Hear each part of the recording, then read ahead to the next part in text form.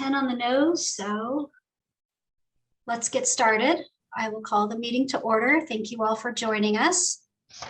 The Public Awareness Personnel and Policy Committee of the Vallecitos Water District, Monday, February 7th at 10 a.m., meeting via teleconference. There are no members of the public, so I will skip that notification. But if anyone joins, then we will, I'll read it. And I apologize, I'm looking at my agenda on one screen and I'm looking at you all on the other screen. Yeah, I think we all have to do that. It's tough. And your eyes keep shifting back and forth. Exactly. Okay, yes, thank you all for joining. So first item for discussion is personnel, and I don't think we have anything under personnel. Is that right? We don't. There's nothing on the personnel today. We just keep that as a placeholder. So okay, great. Okay, public awareness, new business, year in review, transition from calendar year to fiscal year. I presume that that's what CY and FY stands for, right? Yeah, yes, it is. You got it. Yeah, you Good. cracked our code. Yeah. Okay. All right, and Chris is going to handle that item. Thanks, General Manager Prim. So we've published, since I came here in 2015, a document called Year in Review. Initially, when I came here, the General Manager, Dennis Lamb, was asking for a report to kind of synopsize what happened during the year. And he referred to it as a annual report, which made the Assistant General Manager, Tom Scalione, want to put in financials like you would in an annual report. That's not what the General Manager, Dennis Lamb, wanted. And I recommended as a solution, well, why don't we just call it Year in Review, and we'll kind of encapsulate, you know, the big CIP projects that got done during the calendar year. And Dennis Lamb was happy with that. And so we published that for about 7 years, and it's sort of run its course. General Manager Pruim doesn't have any real ownership of it. And I've been writing, like, you know, trying to work with the General Manager to come up with General Manager messages and so forth. And it's gotten more and more tedious to produce year after year after year. Okay. And I was realizing as I was kind of grinding through it this fiscal year that we've come up with this strategic plan, and we're doing that on a fiscal year basis. And it probably would be a really good tool to kind of do an annual report out on the strategic plan and the tactical initiatives that we accomplish. And it just seemed like a good thing. And I talked to Glenn about it, and he didn't have any ownership of the old one. And he said, you know, hey, that sounds like a good idea to me, but wanted to bring it to this committee first before kind of abandoning the old one and say, hey, what do you two board members think about, you know, using this and switching it so we would produce one at the, you know, after June 30th, and we would report out on, you know, tactical initiatives that we accomplish, and kind of used it for that purpose. And I'm just open to thoughts and suggestions, but it just seemed like the timing was perfect.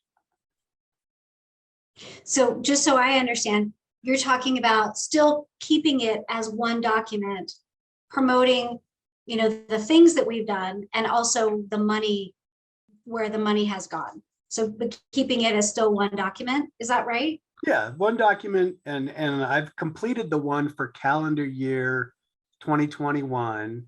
Glenn needs to review it. Rondi, my boss, needs to review it. My staff helped me with it, obviously, Alicia and Lisa. And we'll still publish that one and print a few copies. But my thought process is, moving forward, we would, it's not a financial report. We would probably call it, you know, maybe retitle it to, you know, strategic plan update fiscal year 2022 or something. And we'd report out on the things that we accomplished as a district in trying to achieve tactical initiatives and so forth. Yeah, I guess I would, you know, Director Boyd Hodgson, you mentioned the money side, and I wouldn't suggest that we stress the money side of things. There may be a few mentions of things that have dollars associated, but it's not like Chris mentioned, it's not an annual report that most people think of from a financial perspective. Chris is right. I don't have ownership per se. I didn't develop it, but I like the concept of a year-end review. So I think we would keep that. I wouldn't say it's just about the strategic plan, though. I think that's piece of it. So I think the year-end review would talk about big picture things that happened, and we'll link them to the strategic plan where possible. But there may be things that were big picture that were accomplished that weren't really captured in the strategic plan. So I think the strategic plan is a good source of data for the year in review if we keep that title for it. But it'll be some kind of an annual report. And what Chris is really looking for is the committee's support of switching from a calendar year to a fiscal year basis, because it would help us align with the budget. It would help us to align with the strategic plan. Almost everything we do here, we're used to thinking in terms of fiscal years, not calendar years. And sometimes it's awkward to bridge over. Half of a fiscal year goes into the next calendar year, and it's just, so I think it's better. I'm supportive of that perspective, but again, it's not a detailed numbers annual report. Director Pinnock, do you have any thoughts? No, I mean, yeah, if it makes it easier and it's the same thing, yeah. My question is, who's the audience? And this just goes out to our customers electronically and to the employees, or Yeah, who and who are we trying to reach? I print about 50 copies of them. There's not a whole lot of demand for it. We do publish it through social media. It's a PDF that's available. They're up on our website for the last 7 years or so. It was really at the time Dennis Lamb wanted it. He wanted to be able to hand it to whoever as a general manager and say, this is what we did. This is what we accomplished this calendar year. And so the audience is sort of everybody. When we go out to events, I will typically bring them to the event. But if as you can imagine, there's not a whole lot of, customers that go, hey, wow, let me read your year in review. Well, that's what I was wondering. I mean, I didn't know. So you're not, it's mainly electronic form. It's not, you said 50 of them Yeah, you print out? yeah. And they're in the lobby, but our lobby hasn't been open for a long time. But there's people that sometimes are waiting, even interview candidates, when they come in and wait in the lobby, it's kind of right there to tell them about, what the district accomplished during the last year. It's a good place for it. Like you would have on your coffee table at home, a little information about, The year in review of the Vallecitos Water District. I'm You like, got it. Yeah, no, I know. So the only thing as far as the money side, I mean, a big picture sounds good. I don't know if you want to get into the minutia and all the, the little numbers, but yeah, just a kind of to me, at least, if that's what you're asking, is a big picture. This is what water costs. This is, something like that. Just that the average Joe could look at and just,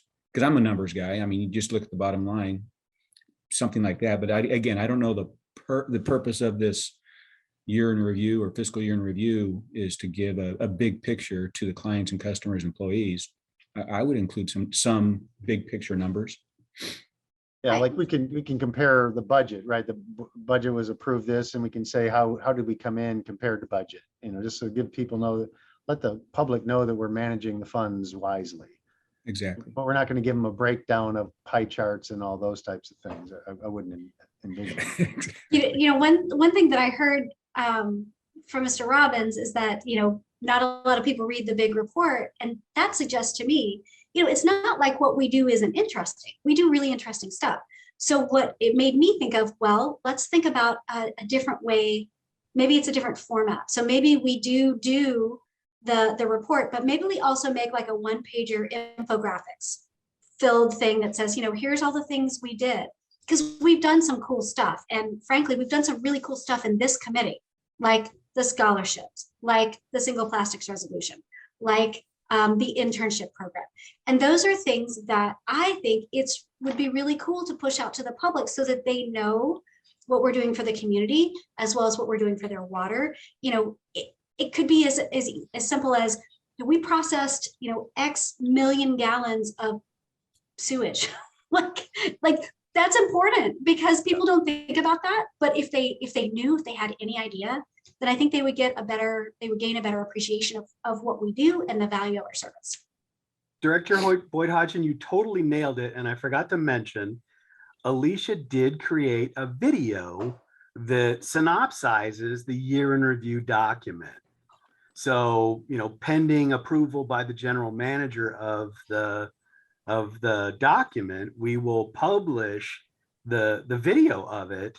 And, that's the methodology that we've been, Alicia's always got good ideas. And she pointed out, look, it's real hard to get somebody to read it, but if we produce a little video that synopsizes all the items that were in it, it's much easier to watch that than it is to, open a document and read it.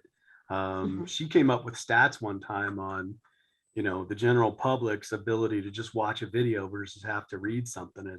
It's pretty big. It's a big difference. And so we would continue to do that. In fact, this is the first year we've done that, where Alicia said, hey, why don't I make a video from the year in review, and we produce that, and that way people can see what we did and, use the video as a synopsis of, here's the big CIP projects that we did this year. Mhm. And I think one thing, what we've used the year in review for in the past is to focus on, I'll call the tip of the iceberg, right? It's those kind of big picture, kind of exciting projects. And what we haven't really summarized is all the day-to-day stuff. And Director Boyd Hodgson, you got a little bit on it, what you were saying. Give them some of the numbers. Yeah, we may have installed a solar project and we did an intern program and all that. Those are new and interesting and different. But the day-to-day stuff, the miles of sewer that we cleaned and the amount of water that we delivered and recycled water we produced, give them some, whether it's an infographic or some other way to say, hey, this is the stuff that we accomplished at the end of the year. And the numbers are staggering. When you look at wastewater treated, it's on the order of like 3 billion gallons. We're beyond Okay. millions, we're into billions. And when people start hearing the B word, it's like, whoa, it's almost mind boggling when you think how many gallons of wastewater get put through the system. So again, I'd like to, we'll finish this one, but I think, we'll switch this over to a fiscal year basis if that's okay. Yeah, I Chris, think that's maybe- fine. I think, one thing about transitioning into a new calendar year is that, we as a society sort of think, oh, that demarcates something. So what if instead of completely abandoning the calendar year thing, you did produce like just a single page? It doesn't even have to be printed. It's something that could be put on social that said, here's what we did in the last year. And it does, like I said, it doesn't have to be printed. It's just, the time spent somebody putting together infographics, because I think people start seeing those from other places too at the beginning of the year. So they're primed to see them. And if it gets too onerous, then, we won't do it. But is that something that it's not completely abandoning the calendar year aspect, but it puts out a, here are the top 10 things that we did, or, something like that, that includes, the day-to-day, but also the cool stuff that we've done as a group in the different committees and the big infrastructure projects that we've done. Just because I think people like to see those. That's completely doable. And the other piece of that is we're always trying to find ways to drive them to the videos. And so we can put links to, here's the video so you can go watch it. So to just reduce it to one page, it sounds like a good idea. And then we'll continue to have the bigger one for the fiscal year. Yeah, one thing I like about the video and use of the website is we could put metrics behind it. We could start tracking how many people went and watched that video. Because when you print 50 of them and put them out in the lobby, you can go out and see how many of them are gone. And you're hoping that the ones that are gone were read, but people just may have used it to throw their gum out in it. Who knows? But if they're clicking on links and watching videos, then you have a pretty good feel that, yeah, that message got through in some way. Okay. Does that sound like a big step, but also a little step? Yeah. Yep.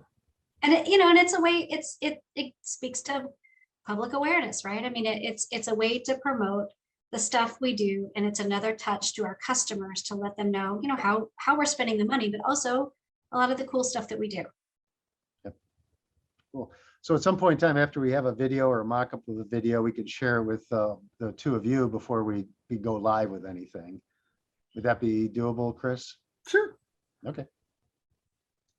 I think All that right. sounds great. Thanks for thinking about that. That sounds like a great transition. It'll save us a little bit of money because we're not printing so many things, and it sounds like a good way to get more messaging out too about all the great stuff that we do. Okay. Okay, any other comments about year in review? Not from staff. No. Okay, I think old business, I think all of those things are tied up with a bow, right? I don't think we have anything else to talk about with the scholarship program, right? Because we approved it at the board meeting. And I think Bill Dean, I was going to look to you, General Manager Purim, for the next time that we talk about that. So I think unless there's any updates on that, then I think we can move on to policy. I met with Bill on Friday and we talked about it. He's putting the finishing touches on the program, and he's going to run it by some teachers that have expressed interest and get their feedback. And I think I may have mentioned before that the school district, they cover those water units usually in April timeframe. So he's still on track to do that program in this school year. It's not his schedule to drive, right? He has to work with the school. So things are still moving forward on that. And so in the April timeframe, we should go live. And hopefully at the next meeting, I'll be able to come back and tell you all what school, maybe what teacher, and maybe a better start date, something like that. What are the schools? Do we know? I know he's looking at, I believe he said he is looking at Double Peak. I know he's looking at La Costa Meadows, and I think there was a third one. I'll ask him that information. Okay. Great. Okay. Well, I'm anxious to hear how that's going, and I can't wait to see how it's received. It's such a good program. Okay, any other comments about that, or should we move on to policy? We can move on. Okay, so I just sort of said pick a policy and let's talk about it. So let's talk. Which policy did you choose? Well, so I guess maybe go back a little bit. So just a reminder that this thing started very broad, right? There were statements about we need to revisit all of our policies and ordinances, and that was a little too broad. So a couple of policy committee meetings ago, we came with a list of like 12 or 15, and the committee helped us narrow that down. And then we actually did a bit of a deeper dive we picked one, which was ordinance 216. That's what we call the business of the board. And we actually took that one forward to the board. But we are very narrow in our scope. As you may recall, last time we met to talk about ordinance 216, we're really just focusing on the president, vice president rotation. So when the board heard that, they kind of sent it back to committee and said, hey, you need to do a deeper dive on 216. So I guess for today's time, maybe we can spend a little bit more time on ordinance 216. And I would suggest that maybe we can get some feedback from the committee members as to which of these ordinances or policies listed on the agenda you'd like us to focus on. I guess my recommendation when we come back next time focused on one, maybe staff could make some recommendations for changes instead of just having an open discussion, because I realize that the committee members may not be completely familiar with the document itself, nor do they necessarily know the issues behind it. So the reason some of these policies got on this list is because staff has been struggling with them in the past. And I'll just throw one out, for example, like the water sewer lease capacity. You may recall, this is the one that when people buy they pay their cap fees, they're entitled to a certain amount of use for water and sewer. And we found certain customers are way exceeding their capacity. So it puts staff in this this position of what do we do about that?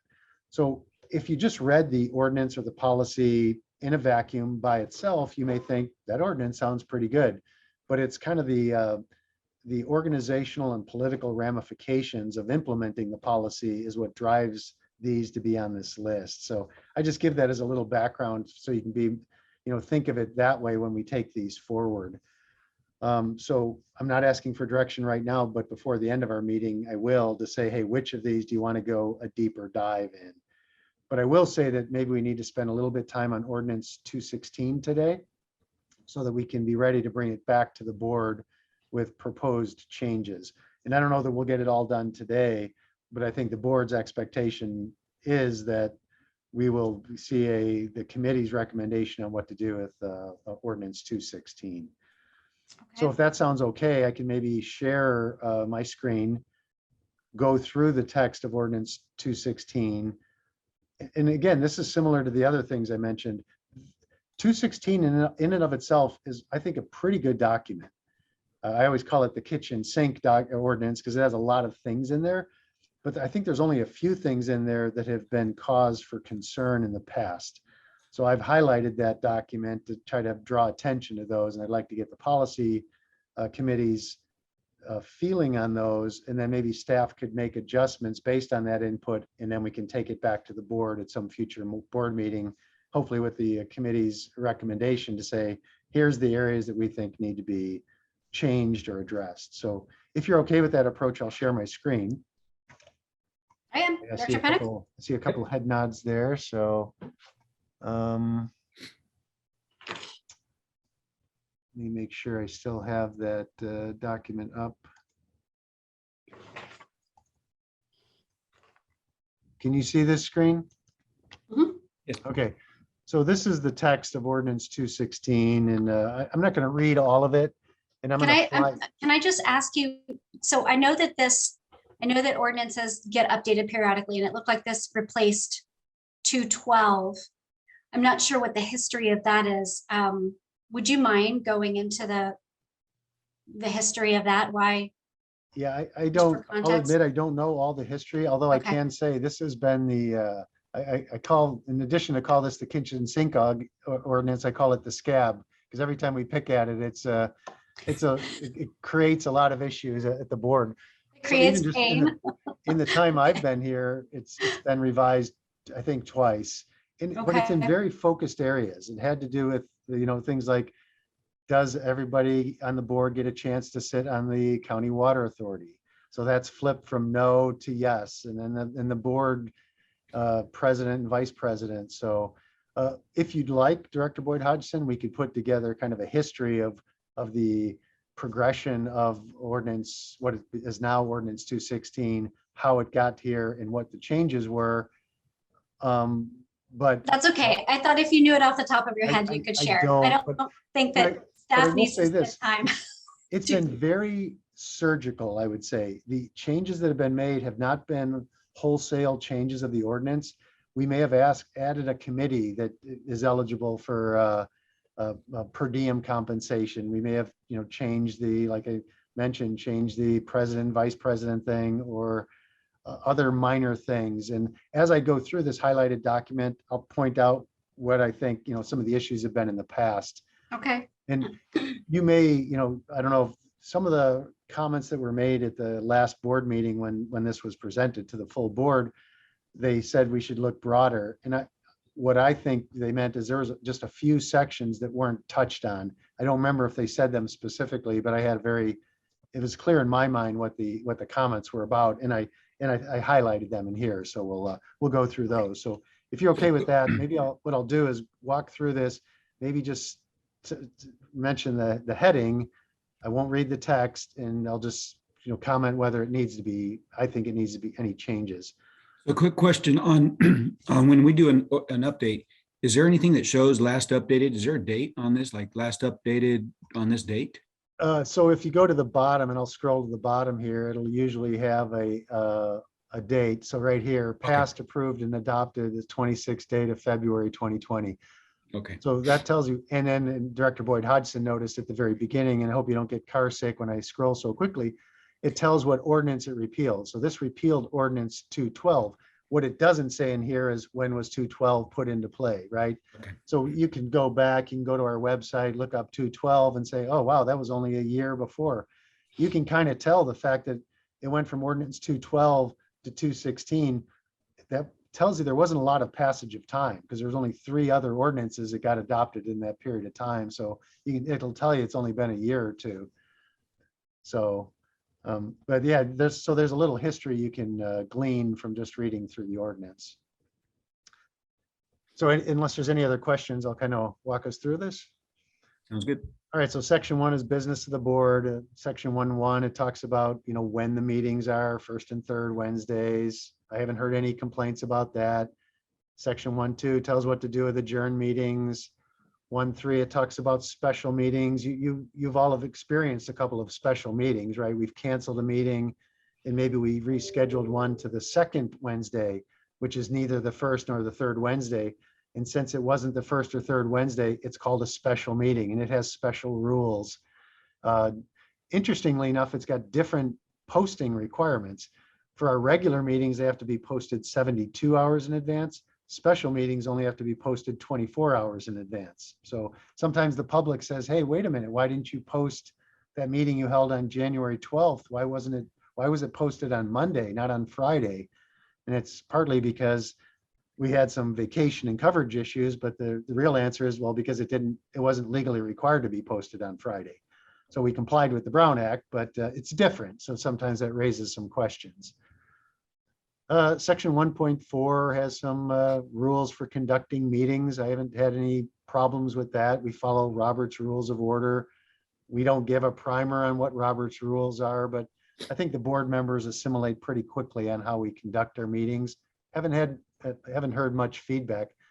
And by the way, when I say feedback, sometimes I hear things formally at a board meeting, but oftentimes I'll hear from individual board members after the meeting. They'll say, hey, what happened with that? Why do we do things that way? Or can we consider changing that? And then we'll go through a discussion and an education process. And sometimes it dies right there. For example, I did have a board member ask, why wasn't the board packet out on Friday? And I said, well, it was a special meeting, not required to be out till Monday. The board member said, oh, okay.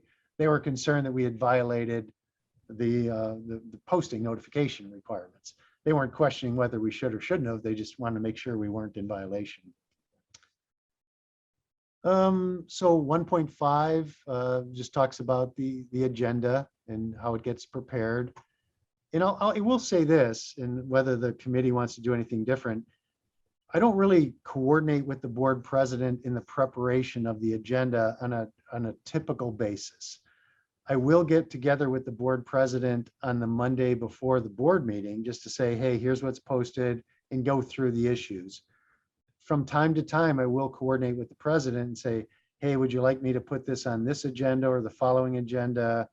Would you want it to be on consent or action? There's those types of conversations. But by and large, I assume the role of putting the agenda together, and then I go over the agenda after it's posted with the board president.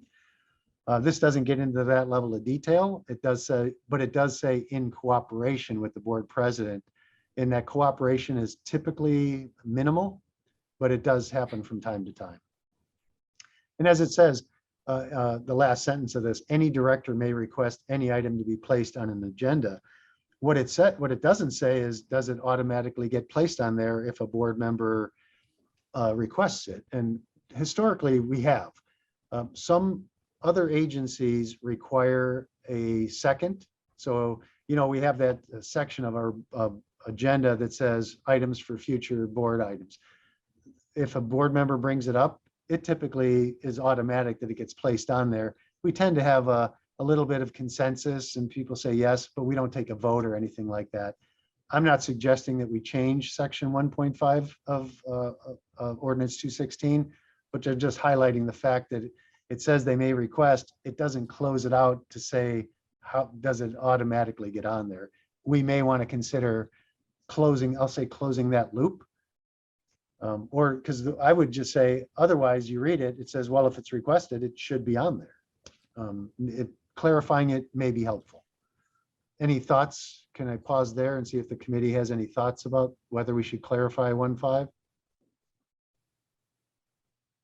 I don't have any strong feeling. I think it's fine as it is. Okay. I mean, I like the fact that there is the opportunity for people to request something to be put on the agenda. I've served on another board where that opportunity was not presented and the president solely controlled the agenda. I think that right.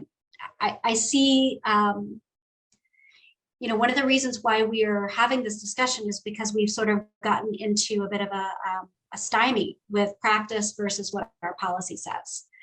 And looking at this, it leaves it open for that to happen again. So for example, if you have a president that does not want to agendize something, that somebody puts something on, somebody requests something and the president says, no, no, we're not going to address that, then it's unfortunate for the person that requested it, right? Yeah. But when we go back to the policy and say, oh, well, yes, you can request it. You can request it until you're blue in the face, but that doesn't mean the president's going to put it on the agenda. So right now, we all have a cordial relationship where we are, if someone requests something, it does end up on the agenda typically, but that might not always be the case. So I think it's interesting that you mentioned that maybe there's a second, and then that triggers a process whereby it will be put on an agenda. I do like that idea to prevent one person controlling the agenda of every agenda. Yep. And this doesn't clarify in what fashion it's requested either. I always interpreted it to say that they would take advantage of that spot on the agenda at our board meetings. But let's say, for example, Director Pennick just reached out to me at lunchtime and said, hey, could you put this on the agenda? So he requested it, but it wasn't in a formal way. So if something like that were to occur, I would certainly look to say, okay, is that a reasonable thing? I may coordinate with the president if it's kind of behind the scenes. And Director Boyd Hodgson, you're exactly right. We're very cordial and those things have gone well, but the purpose of policies and things are to really put the rules in place in case that cordiality breaks down, right? So if the committee's okay, maybe we can make a few suggested modifications to 1.5. And then we can talk about whether there's a second or just a dissenting opinion. Absent a dissenting opinion, it will be placed on the future agenda. And I'll come up with some wording and I can run it by the committee before we take it back to the board. Yeah, I don't like the idea of one dissenting voice being able to remove something from the agenda, because there's always going to be one person that either doesn't have a strong opinion or does dissent, right? I mean, I think that will. I think that is also giving one person too much power over the agenda, because I don't think the pendulum should swing the other way either. But I think that let's talk about some parameters. I think that just puts up some guardrails. Okay, well, let us draft some language and we'll run it by the two of you and then see how it feels to you. And fortunately, this hasn't been a big issue and we want to prevent it from becoming an issue in the future. So, okay, can we move on to 1.6? So 1.6 just says you have to provide minutes. So I don't think we need to spend any time there. I think that goes well. I have, in working with Ann, we've been trying to slim down our minutes. It's not intended to be a he said, then she said type of thing. And we'll say things like there was general discussion about this. And if anybody's interested in what that discussion was, they can clearly go to the video. So I haven't heard any feedback from any of the board members, and I think we're on the right track for the level of detail provided in the minutes. Yeah, I've been happy with the minutes. I read them and I think it covers, the minutes are supposed to just sort of catalog what happened during the meeting, but it's not supposed to be a court reported document, right? It's just, here's the business that we addressed. Here's the outcome. Here's what we talked about. Here's the outcome. Yeah, in the past, I think in some cases we got a little too wordy maybe. So we kind of decided to go to kind of less is more, and I think it's working out well. Section 1.7 district seal. I haven't heard anyone complain about that. No, and it looks so much better now with the paint. Doesn't it? Yeah. It does. So the hidden story that I didn't share because I didn't know at the time, because I gave Lisa Irabi all the props. She turned it into a family exercise where her kids actually helped paint the seal. So that was I found that out the day after and I said, that looks really cool. And there's some pictures of the kids painting it and stuff. And I think it really pops much better. Yeah, it looks good. All right, so now we're going to get into the area where you'll see more highlights. And so these are the areas where I think there's been, I hate to say controversy, but it's raised some issues in the past. So in not all cases, but I took some liberty in the areas I highlighted. So the standing advisory committees are our 4 committees, right? So we have the engineering equipment, finance and investment, public awareness, and the legal and legislative affairs. And other committees may be established by the board president. Okay, are we okay with that? That gives the president a lot of power. Doesn't give the remaining board members any ability to say, I don't think that's a good idea. And I'm not advocating for or against that statement. It's just one of those broad powers that are delegated to a person and just for the committee's awareness. And again, the president will define those duties and responsibilities for each committee. So again, a lot of authority vested in the president there. Each standing committee shall have 2 members, and that's because you can't have a quorum, members of the board. But, and here's where it's gotten some, I wouldn't say controversial, but there's been issues in the past. It says, in no event shall the same 2 members be permitted to serve together on more than one committee without the unanimous approval of the board. So, and that's okay if the board says, I don't mind if those same 2 board members are on the same, are on 2 different committees together. But I don't know if the committee wants to make, if this committee wants to make any recommendations to change that. And I'll kind of pause there and let you think about it and see if you have any thoughts on whether that's okay. Do you want to have restrictions on the committee makeups?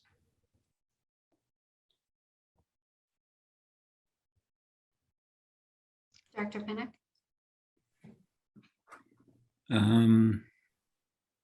While Director Pennick thinks, I will say there is Yeah. a check and a balance in here, right?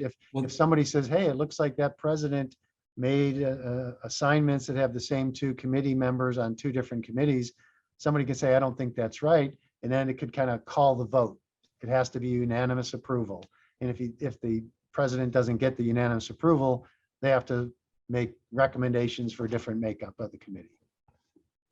Well, and that's exactly what it looks like. There's a check and balance in there. I don't have a problem with 2 committee members if, you know, if it's voted on and looked at and reviewed and advised by the majority of the board. I don't have a problem with possibly 2 serving on 2 different committees. Again, as long there's a check and balance in there. So I'm good either way. Okay. And Director Boyd Hodgson, you're okay with that, or? I think that check and balance is fine. I mean, I didn't make it a secret when I was first assigned to my committee and found out that the committee actually never really met, that I wasn't very pleased about that. And, you know, it seemed like I was sort of put in a corner, but we've done some great things. You know, we've done a lot of things in this committee. So,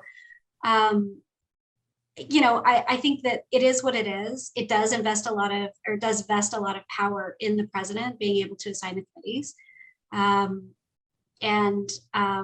But, you know, I think it's fine. You know, I think it's fine. Okay.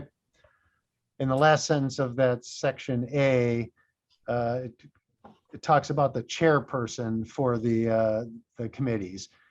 So the president shall appoint a chair, and no member shall be permitted to chair more than one standing committee, again, without the unanimous approval of the board. In my experience here, the president has usually tried to move the chair, vice chair assignments around, not in all cases, but they try to look across the board and see that somebody has different levels of positions in different committees. But again, we want to make sure that it's, you don't get a future president that wants to, you know, stack the deck basically. So any thoughts on that? Or again, I like the fact that there's a check and balance in there with the unanimous approval of the board. Well, and that's exactly the point. I mean, yeah, the president does have that authority to start the conversation and do some initial assignments, but then always, you know, there's got to be a unanimous approval of the board. And if somebody doesn't approve of it, then you go back to the drawing board. So with that in there, as long without that in there, yeah, there would be a problem. Yeah. But with that unanimous approval of the board, it gives board members a chance to voice their opinion and then vote on it. And if there's somebody that doesn't agree, it's like, okay, that's not going to work. Let's figure it out. And one thing Yeah. I've seen handled different at other organizations is that the president doesn't have that authority to appoint. They'll go through some kind of a nomination process and a seconding, and the group will put it together as opposed to the president appointing. The president appointing it is more common in agencies than the other method I mentioned, but there are different ways to do it. I mean, I Well, think- Go Go ahead. Go I ahead. think, my willingness to say that I think that this is fine as it is predicated upon the policy that we have in place, that at some point we will all be president. And that also serves as a check and balance, right? Because we will all be in the position to make the decisions about appointing people to committees. And that serves potentially as a deterrent from, somebody appointing not appointing someone to any committees, right? It's a deterrent from people behaving in that way. Right. So I'm okay with this as long as we follow our current policy that at some point we will all get to serve as president. So I think that, to me, it's impossible to divorce these two parts of the policy. So I want that to go on the record in the recorded session. Yeah. That I'm okay with this because, it is, part of being a president of a board is that and part of what's gratifying about that is that you get to shape the board, and you get to shape the policy and shape the direction of the agency according to the ideas that you have. I mean, that's why we were elected. That's why people voted for us. Somebody obviously, a consensus of people said, hey, I like your ideas, so we're going to put you on that board. So I think, having that power as the board president is part of the fun of it and part of the gratification of it. And it's also fulfilling the voters' request. So I'm okay with this saying, yes, the board, the president can appoint people to committees and sort of, formulate the board as he or she sees fit according to their vision, as long as we maintain the part of the policy that says, yes, all of you will get to be a president on these days. Okay. I'll move on to section B if you are all okay with that. And section B is now just talking about ad hoc committees. The other ones were our 4 standing committees. And this basically has the same rules for the ad hoc committee. And you may recall we have 1 ad hoc committee now. It's our Hillside Property Development Ad Hoc Committee. Section C, all committee members shall serve at the pleasure of the board president. The last thing I highlighted, so each committee shall cause to be prepared and filed promptly with the board current minutes of all of its meetings. You may have noticed that we don't have the committees approve their own minutes. We approve the minutes at the board, which is a little bit odd, right? So you have 5 people voting to approve minutes and only 2 of them were at the meeting. And again, I'm not suggesting we change that. It seems to have worked fine till now. It's sometimes a little bit more timely. We have more board meetings than we have committee meetings, so we can get the minutes approved more quickly. I haven't gotten a legal opinion about this, but let's say we had a board meeting. We only had 3 people at the board meeting, and the 2 people that are missing were on the same committee. So now you have 3 people approving the minutes for a meeting that none of them were at. So it has that potential that it could be a little bit weird. My recollection, that's never happened before. I have talked with legal about this. It was a year or so ago, and they said you can do it either way.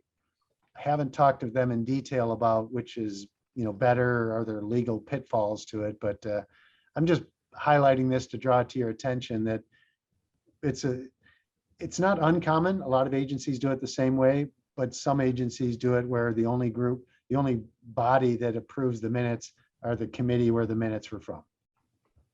So I don't know if the committee has any thoughts about that. I mean, everybody has access to the minutes if they want, correct? Yes, the minutes would become a public, part of the permanent record. Sometimes, and Director Boyd Hodgson mentioned, some committees meet more frequently than others. The policy committee before this current incarnation didn't meet that often. So if the committee was responsible for approving the minutes, it may go months without the minutes being approved. And I think that's one of the reasons we shifted it to having the minutes approved at the board meeting. It was more timely documentation and finalization of the committee meeting minutes. I'm not suggesting a change. I was just merely highlighting the fact of a different way to do it. You know, I have noticed, and it's not ever made sense to me that the full board approves the minutes. But I hear the point about the timeliness. It makes sense to me that, you know, typically in other meetings that I've been in, you know, the first order of business is you adopt the agenda. Second order of business is you approve the minutes. Third order of business is, you know, all the rest of the business. If, you know, if there's a consent calendar, you do that, and then the rest of the new business. I mean, I would prefer to have the committee approve the minutes. If folks are nervous about that, or if folks think that there needs to be a check and balance, then maybe there's the opportunity when it goes before the full board to raise any objections. I would be okay with that, but to me, it's never made sense to me that the full board approves the minutes of the other committees.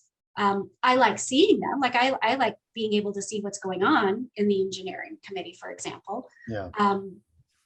But I've never felt particularly qualified to approve the minutes since I wasn't at the meeting. Yeah, we could break it down at the board and have approval of board minutes, approval of engineering committee minutes, and you'd go through all 5. And then the only people voting would be the ones that are on that committee. And that just kind of belabors it.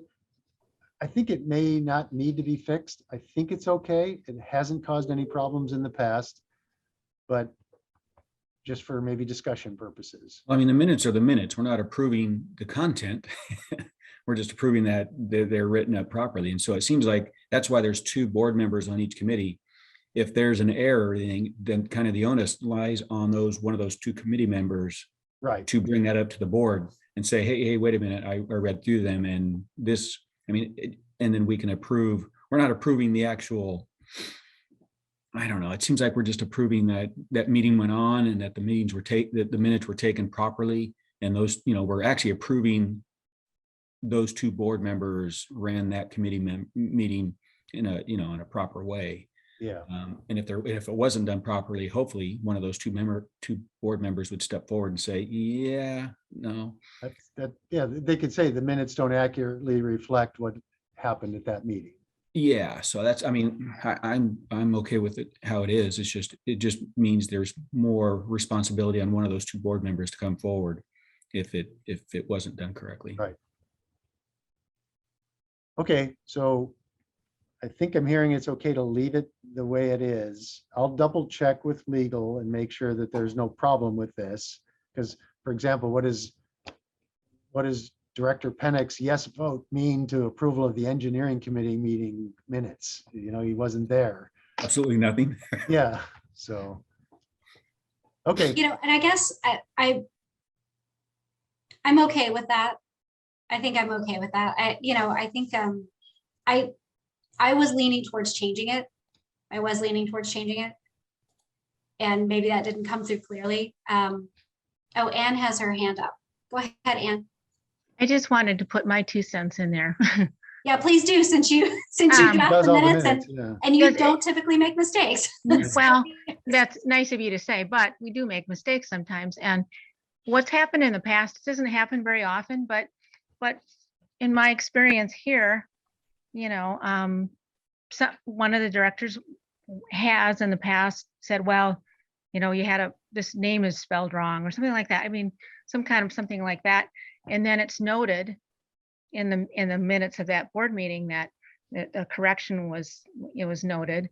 And then that's the end of it. Then I correct it and they're posted and whatnot, we go on. So, but it doesn't happen very often. So I just wanted to say that. Yeah, so Director Boyd Hodgson, I apologize if I misconstrued your comments, but it's if maybe we want to put this on the full board. Maybe we can highlight this area and see what the board wants to do. I was hopeful that we can go forward with, this is the committee's recommendations. But if there's issues that we're not sure on, we may want to have a further discussion at the board.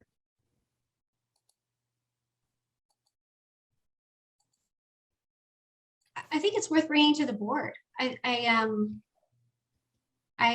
think that it has always struck me as a little bit odd that this is the procedure. But if it doesn't bother other people, and I wouldn't even say that it necessarily bothers me. I just think that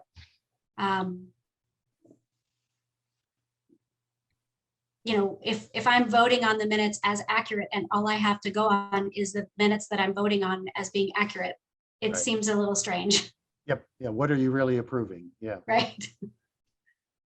Okay. Well, I made a note that when we take this back to the board, we can maybe focus a conversation. We can say, hey, here's all the recommendations, and here's a couple of areas that the committee felt needed some more conversation, something like that. I think I also want to go back, and I know we sort of moved past the ad hoc advisory committees. I wonder if there is a way to provide some criteria around how do we form an ad hoc advisory committee? What are the criteria? And I do, you know, and we've discussed this in this committee, and I think Director Pinnock brought it up a couple of times, you know, inviting members of the public to help us with some of the issues that we're facing. So, you know, the last sentence says ad hoc committees may include members of the public and said appointments shall be made by the board. It seems a bit heavy-handed that the entire board has to weigh in on whether or not members of the public that may have expertise can join an ad hoc committee.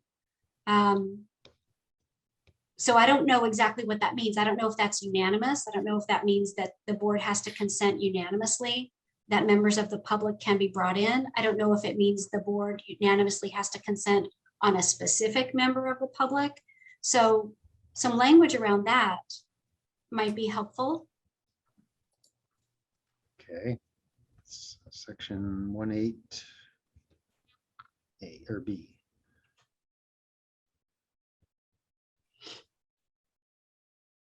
Okay. All right. Section 1.9, if we're ready to move on, board reorganization, it just says when we're going to reorganize the first Tuesday after the first Monday in November. When we start reorganizing, and this isn't really clear. We usually do it in December. So this says the first Tuesday after. I'm trying to, oh, it's just saying when the district election is.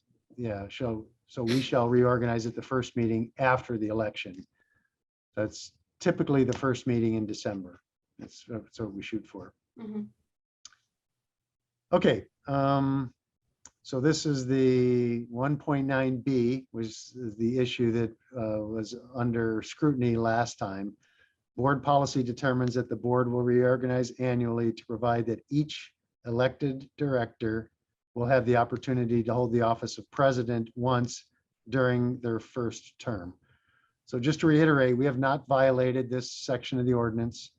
We still have the ability to appoint the two of you president, so that you will serve during your first term. But that's when it was on a collision course with the practice, right? The practice being this rotation that we have. So to me, the practice would always yield to the ordinance. And as we mentioned before, this doesn't say anything about vice president. So I guess looking to the committee to say, does 1.9B say what you want it to say, regardless of what our practice has been? And should it say anything about vice presidency? Because I think we will run into problems with being able to have both of you serve as vice president during your first term, but the ordinance doesn't say that. So I guess I'll pause there and see what thoughts the two of you have for recommended changes to section 1.9B. I mean, my thoughts, because I know Tiffany has some, but I think it's fine as long as we are complying with that and every board member has a chance to serve as the president. It's in there. They'll all have the chance. I'm okay with even adding something as far as the vice president. I don't like that practice of vice president becoming a president.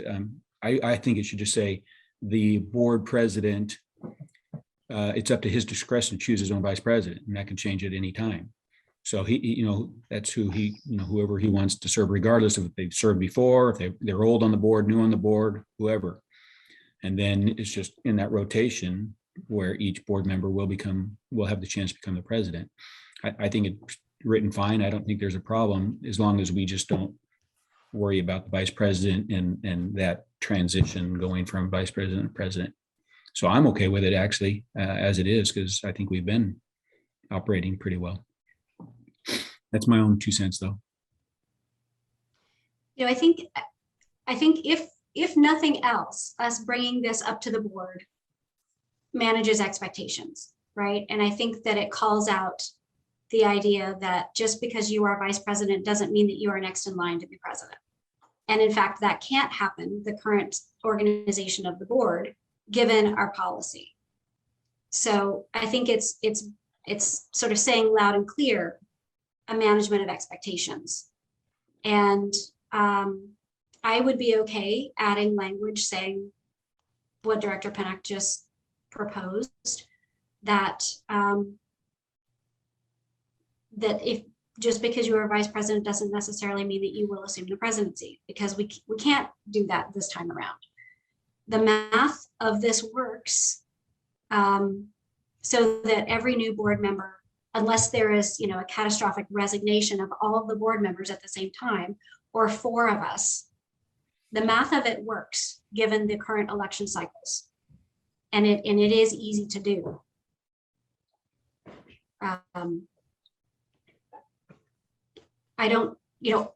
I wasn't aware of the rotation of the districts.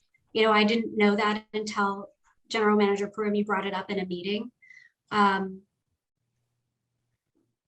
So I don't know if we want to include language around that as well. I don't know. That's something that I still don't think I quite understand the rotation order, because I haven't gone back and looked at that sheet and said, oh, this person was from D5 back in 2012. Oh, this person was from D5. It's too much. Yeah. It's too much for me to figure that out. So, and those could change with redistricting. So that might. That's right. So, well, and that's why I think it really has worked for a while, because we haven't had this conflict where it caused the exact set of circumstances we find ourselves heading towards right now. It may have happened once in the past and somebody voluntarily stepped down, and that's where we're heading again. And that's, to me, that's okay. The ordinance trumps, right? Look to the ordinance. And if you want to follow practice in the other years, that's okay too. But when it creates a conflict, then the ordinance governs. I'm going to need a little clarity. So I don't know if Director Pennock was suggesting that we put language in the ordinance that says just because you were VP doesn't mean you be president, because Director Pennock also said the president shall select their own vice president. So that gets away with any kind of rotation or ascension into vice president office. So I guess maybe I'll look at Director Pennock and ask what your suggestion was for language change in the ordinance. Well, I mean, sometimes less language is better because it does leave some flexibility in there, and I'm okay with flexibility. And Director Boyd Hodgson said it is as far as the expectation. I mean, it does set that expectation that, the vice president does not become the president. It's just the president has his turn in the rotation, and as the president, he can choose whoever he feels he wants to serve as his vice president. But the rotation kind of overrides the succession, I guess, is one. There is not a succession. There's just a rotation. And so I don't know if there even needs to be verbiage in there to say that. It's just kind of understood where there is a rotation, and that rotation would include every member having the chance to serve in their first term as president, and the president can choose whoever he wants to as his vice president, which has nothing to do with that vice president becoming a president the next. That has nothing to do. There is no succession. It's just a rotation. Yeah. Yeah, I would certainly suggest that less is more. I would just say that if that's what the committee likes and the board ultimately likes, just say the president shall select their vice president, period. The only thing that doesn't address is how do we figure out who the president is in subsequent years? Now, we don't have a whole lot of problems. There's 2 years left in both of your terms, and there's 2 of you that need to be president. So it's just a which comes first. Is it Director Pennick or Director Boyd Hodgson? But over the next 2 years, we know. But then in year 3, what do we look to for guidance on who becomes president when the ordinance no longer kind of dictates who should be president? And that's why I think the board has historically gone back to this rotation. You say, oh, so-and-so's turn. We complied with the ordinance and directors Boyd Hodgson and Pennick had their turn. Now we're in 2025. Whose turn is it? Because imagine, and I don't know that the ordinance needs to tell us that. You could just fall back and in 3 years from now, we can sit together and say, okay, whose turn is it? Or who are we gonna have president? The ordinance no longer forces our hands in any way. So it's up to us. And whether we resort to a rotation or just a conversation, I don't know if the ordinance needs to clarify that. What is the rotation again? Well, I don't know I don't remember the order, but we just Okay. looked back over time and said, hey, this is the way we've historically done it. And if you go back to any of those board meetings, and I can send it back out again if you'd like, it lists by name, and by name you can associate division number of what the order was. And the board has just historically gone by that. You know, the vice president became president, and then you'd look back at the order and say, okay, who was the last person to be vice president? And they became vice president. And if that same person wasn't there, then we defaulted to the division that that person came from. But it's not documented anywhere. There's no, scroll that we unroll at the end of every year and look for the guidance. It's just a practice that we've adopted. And I think it was at the request of the board members during a December meeting, when they were making these appointments, they would always say, oh, whose turn is it? And so the staff got into the habit of giving this list as a reminder. Say, okay, here's, when you say turn, that's a rotation. And it was just included as a reminder to the board of what the practice had been. That's all it is. It wasn't set in stone or policy. It was just given for information for the board members. I personally don't think we need to change it much. Maybe the addition of Director Pennick's recommendation to say the president selects his or her vice president, period. That ends it. It doesn't provide guidance as to who the president should be in any given year. And I guess that's what I would look to the committee to say, is there a way that you want to recommend to how to determine who the president is in years where it's not dictated by the ordinance? I know I'm trying to think of an easy way to word that, and there might not be. We can't go like a simple rotation through a board because of Yeah. re-election. Yeah, it's just. That's what staff has run into that. I can't find a simple way to do that. We talked about maybe just making it a majority vote for the president, but then that would potentially conflict with everybody getting a chance. So maybe in years where if everyone's gotten their chance to serve in their first term, let's say there's no upsets in the election for the next 10 years and the same 5 people are there for 10 years. How are we going to select president then? Because section 1.9B won't apply in those cases. But there's no other guidance in here as to how it should be selected. I don't know if we had a 1.9D or B2 or B1 or something, or do we not worry about it? We can use 1.9B to make sure that we comply, selecting the next 2, and then in year 3, we figure it out.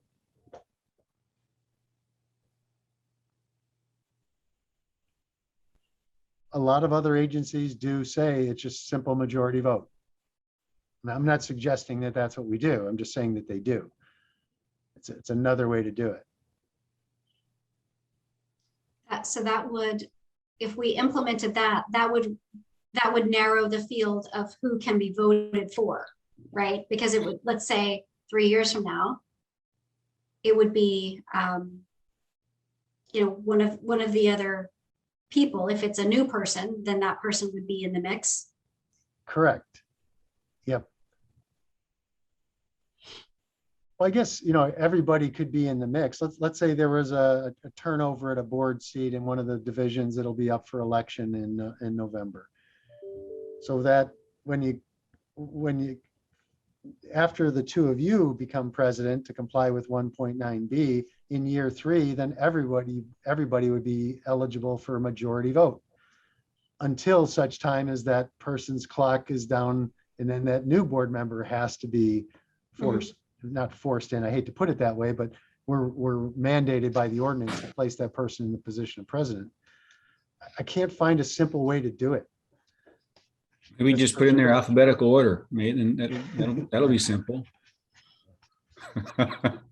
Because I don't think there is a simple. I think how it is, like you said, I wouldn't change too much.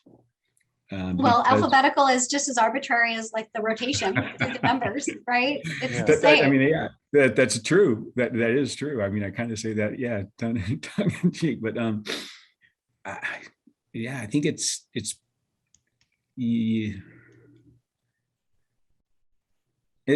because it's so fluid. That's why you've got, it's like, what do we do with COVID now? I mean, it's just fluid. It just, I always go back to, I'm a math guy at heart, and early on in teaching math, you had to have enough knowns, right? I have too many too many variables, not enough knowns. I can't solve the equation. There's too many moving pieces. There, bingo.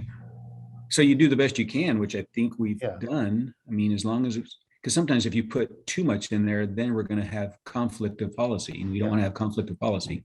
I think the essential issue is, do people agree with 1.9B?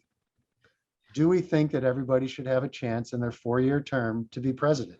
To me, that's the essence of this whole issue. And if it's a yes, then we use that and we apply that over the next 2 years.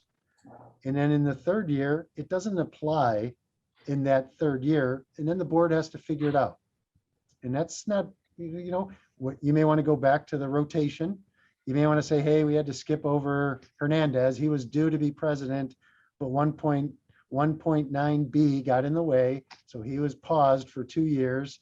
Director Pennick and Boyd Hodgson served, and now it's time. I think we would not frame it that way. Well, I don't think that's exactly how we would frame it. Yeah, I'm probably not. You guys are more eloquent than I am, but you get the point, right? Would Hernandez feel that Boyd Hodgson coming in here messing up the that's order? messing it all? Hernandez might Not say, do that. it's my turn. I don't know, but that's a decision for 3 years from now, in my opinion. Yeah, I think I think, yes, to answer your question, yes, thumbs up on, I agree, everyone should have the opportunity to be president. Again, I feel like that's a fulfillment of the voter mandate. And I feel like it is also what is, gratifying about serving on these boards. So I think it's from a fulfillment perspective as an individual, but also it's a fulfillment of the voter mandate. So I think that, because the president has power and can direct the agenda and can direct the direction of the board. I agree. I say thumbs up. Yes, I agree with that, to answer your first question. I like the idea of the addition of Director Pennock's language. And then I think we figure it out in a couple of years where we see if we are heading towards another sort of collision course with practice and policy. But this ensures that the next 2 years will go smoothly. And those are my thoughts. Okay, so I'm just going to get one point of clarity. You said inclusion of Director Pennock's words. Is that about the president selecting the vice president? Yes. And just that. Okay.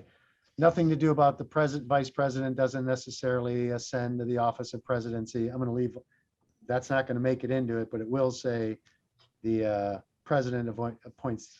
Your recommendation will be that the president appoints the vice president. Okay. Director Pennock, what do you think? Yeah, no, I agree with that. Again, because I don't want to muddy any more waters than there already are. So I think just keeping it simple and like it is. It seems like it's worked most of the time, except, and it'll continue to work, Yeah. but it's just, yeah. Okay. Yeah, I'm good with all of that. All right, so I'll nudge us along to 1.9C.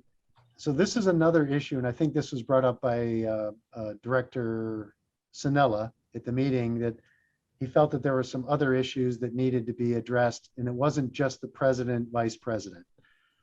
So if you read 1.9C, each elected director who desires shall have an opportunity to hold a position on EWA and CWA at least once during their 4-year term. So very similar to the presidency. This is one of the things that was changed. So you asked about the progression of Ordinance 216. I believe in the old Ordinance 212, or maybe the one before that, we didn't have this in there.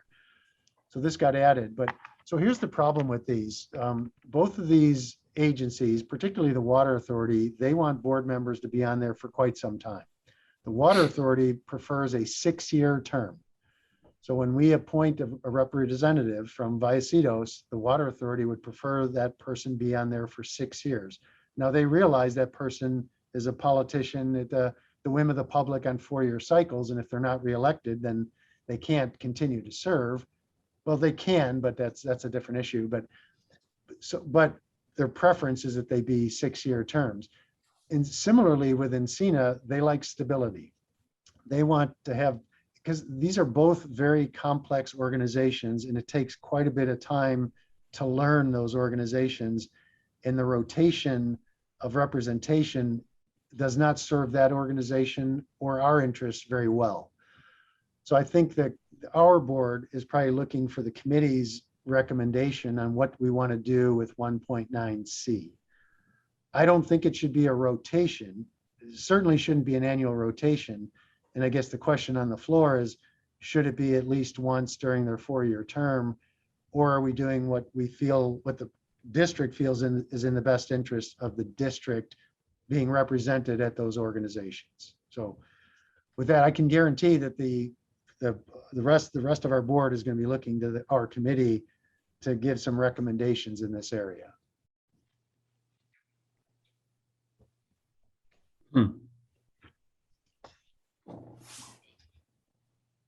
I mean, in your opinion, it takes 6 years to learn what's going on at EWA and at I would say Water Authority? it easily takes 2 years, because some of these things happen just annually, like to learn the budget, right? You have to go through a cycle of certain things, some big CIP projects and improvements. You need to know these things. The Water Authority, some of their issues take many, many years to resolve. And if they constantly had people changing, they would be doing nothing than re-educating new board members on where we've already been in order to move the organization forward. I think there's a longer learning curve for the Water Authority than there is for Encina, but that doesn't mean Encina doesn't have a fairly long learning curve in and of itself. To me, the bare minimum would be 2 years to serve. Do But you we, don't become effective until years 3 and 4. Yeah, absolutely. remind me, do we appoint one board member and one alternate, or do we appoint 2 board members to each of these positions? So for Encina, we have 2 board members and an alternate. For Water Authority, we only appoint 1, no alternate. They don't accept alternates. If our elected or our appointed official to the Water Authority can't attend a meeting, they can give their proxy to a director at another agency, not within your own agency. So if, for example, Director Elitharp is our representative at the Water Authority. If there was a meeting he wanted to cast his vote, but he couldn't be there, he would have to maybe reach out to a Livenhain and said, hey, I think Kim is their, Kim Thorner is their delegate. He would give Kim his proxy, but he can't give it to one of the other 4 board members at Vallecitos. That just, the Water Authority doesn't permit that. You know, my thoughts are, yes, these are very complicated organizations, but you can't you can't always rely on the same people being in office year over year. I feel like we also have to talk about the economic cost or the economic opportunity of serving on these boards. You know, depending on, as a director on the Vallecitos Water District, the committees that we are on can determine our income from serving on these boards. I don't think that that is the primary motivator for any of us that serve on this board, but there are disparities if depending on how many committees you sit on. So I'm inclined to open this up because I feel like not everyone that's on the board will be on the board all the time. You know, eventually we're all going to get voted out of office. I agree that it is, you know, that there is a learning curve, but if the learning curve was so steep that people couldn't mount it, then the rules, I presume, would have been changed at this point. I appreciate that they desire stability, but I'm in favor of having, of maybe changing this a little bit to open it up and allow other people. Perhaps there is someone that's appointed for the Encino Wastewater Authority. Maybe it's a veteran on the board, and then maybe the second person is a new board member, to allow that mentoring and to allow that that moving through. Otherwise, it's a very closed system, and there's not opportunity for other people. It's unfortunate that the San Diego County Water Authority board is structured in the way that it is and does not provide any mentorship opportunities for a more veteran, a more seasoned person, and then a newcomer. So I think, you know, I think the math of this particular appointment does not work. That's what I've heard. I haven't tried to figure it out, but I think the math of this does not work. But I think that there needs to be a way to open this up so that new board members can have this opportunity to get in the pipeline and learn. This is, you know, sitting on these boards, the boards are so big that if someone is a little bit junior, their experience is not going to have catastrophic effects. It is something that people can learn. And I feel like it is too exclusive right now, but I also appreciate that there needs to be some continuity. So I didn't answer the question or solve any of those problems, No. but those are just my thoughts. No, I appreciate that. I guess I'll add this. So both of these, both EWA and the Water Authority, they operate in the same industry we operate in, right? In order for our representatives to represent our organization well, our representative needs to understand those industries really well. I think that we should probably have some requirement that our representatives aren't even eligible until they've been at Vallecitos for a certain period of time. You all need to understand our business really well before you can go represent us at Encina or at the Water Authority. No disrespect intended. It's a complicated world. And what you'll be asked to do at Encina or at the Water Authority is to opine on what's best for Vallecitos and what's best for the region. And if anyone's too new to the industry, it's hard to do that. Now, having said that, that doesn't violate what Director Boyd Hodgson said, where you can have a seasoned person and a new person, but maybe that new person has to have been here a couple of years before they can be even considered. They've gone through their apprenticeship at Vallecitos. Now they're ready to represent Vallecitos on a grander stage. I don't think it would be in the district's best interest to have a brand new board member, never been in the water or wastewater field, got elected at Vallecitos, and all of a sudden they're representing us at the Water Authority. They would be lost. They would be overwhelmed with the information. They would be unproductive, and they wouldn't represent us well. I don't know that I know how much time that needs to be, you know, to be here and understand Vallecitos issues before you can represent Vallecitos outside our four walls. But it's got to be at least a couple of years. Do you attend these meetings also? I do. So But- you're a resource and a potential mentor as well. Yes, but it's awkward in the format of their meetings. If they're talking about an issue and they want to call something to a vote at the water authority, it's not okay to say, hey, wait, can I call my GM and see what he thinks about this? So, and that never happens. So it doesn't mean that the GM can't meet with the representative before the meeting, talk about the issue, anticipate where it's going. But you know how things are, things may change. There may be a curveball thrown in the middle of the meeting, and that representative is expected to cast a vote to represent their agency's interests. So a minimal amount of experience in the industry, I think, should be a requirement. And this doesn't even talk about that. Mhm. But I am concerned with the rotation, that it may force us to appoint or place somebody in there that doesn't have that base understanding even of what we do, much less how what we do fits into the grander scale that is Encina or the water authority. Mhm. Yeah, I hear that concern. So I wonder if there's a third way. I wonder if there's a way that we can. I mean, I really like the idea of having a seasoned person on the board for EWA and then someone coming up behind them as the second.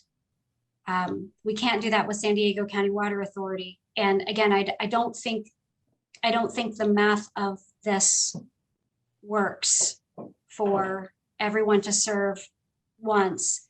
And I do understand that having one person serve for 1 year is not the best use of resources and would not be best for the district. But I wonder if we could put a parameter around it that, you know, I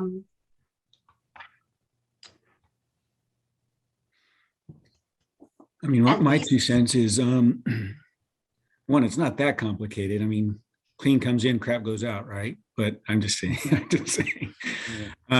But there is some complicated, I understand that.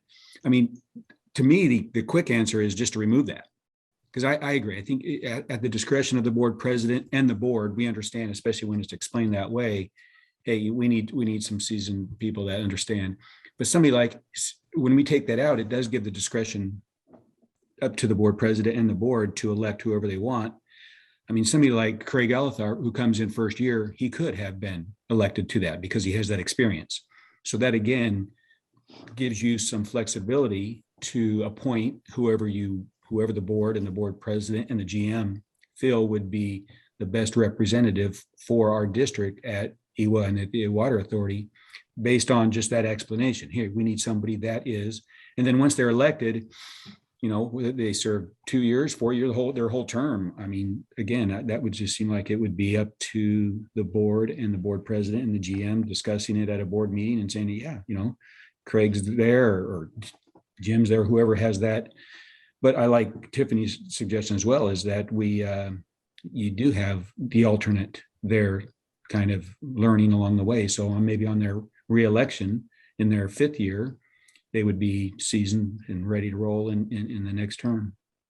But I like the stability of having one per almost their whole term, you know, 4 years on that authority, because I think that would be best for the district. Again, we always go back to what's best for the district, not what's best for like the president, what's best for the GM, what's best for the board member, what's best for the district. And it sounds like, and I have no desire to serve on any of these because of that, what is best for the district and how can we best represent the district? And it sounds like somebody that's been there, because a lot of it is connections as well.